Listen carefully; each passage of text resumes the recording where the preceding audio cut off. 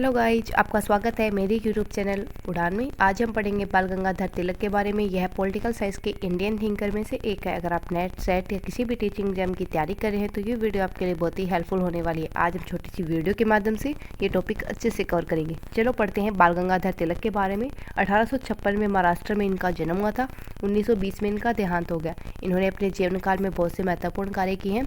देश के आज़ादी के लिए, राजनीतिक क्षेत्र में, शिक्षा के क्षेत्र में इनके महत्वपूर्ण योगदान रहे हैं। स्वदेशी पर इन्होंने बल दिया था कि जो हमारे देश में चीज़ें बनती है हमें उनका ही इस्तेमाल करना चाहिए। जो ब्रिटेन या अन्य देशों से जो चीज़ें बन के आती है उनका हमें बहिष्कार करना चाहिए। 1880 में न्यू इंग्लिश स्कूल का प्रारंभ किया था इन्होंने। 1881 के अंदर केसरी समाचार पत्र निकाला और 1885 के अंदर दक्कन एजुकेशन सोसाइटी की स्थापना की थी। 1893 में गणेश महोत्सव और 1895 में शिवाजी महोत्सव शुरू किया था।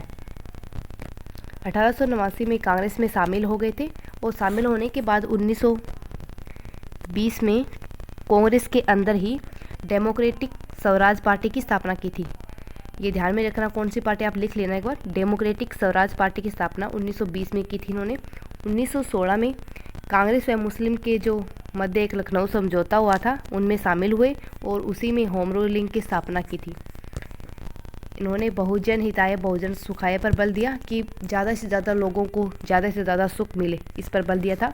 स्वराज का समर्थन किया कि एक देश में एक धर्म एक प्रजाति होनी चाहिए और जनता के प्रति उत्तरदायी होना चाहिए शासक, और जनता की भलाई के लिए काम करना चाहिए। इनका एक प्रसिद्ध कथन है, स्वराज मेरा जन्मसिद्ध अधिकार है, इसे मैं लेकर रहूँगा। यहाँ से भी क्वेश्चन बनते हैं, ध्यान रखना। वेदांतिक विचारधारा का समर्थन किया। इसके बाद हम पढ़ेंगे निष्क्रिय प्रतिरोध का समर्थन किया था कि जो ब्रिटिश लोग हैं वो कोई योजना या कानून लेके आते हैं उसका नहीं तो हमें विरोध करना है, नहीं उसका समर्थन करना है, बल्कि निष्क्रिय रहकर उसका विरोध करना है। और बहिष्कार का समर्थन किया था कि जो ब्रिटेन लोग हैं जो हमारे देश के अंदर सरकारी अस्पताल बना रहे हैं या कोई स्कूल खोल रहे हैं तो उसका हमें बहिष्कार करना है और स्वदेशी हमारे देश से बनी हुई चीज़ों का हमें इस्तेमाल करना है।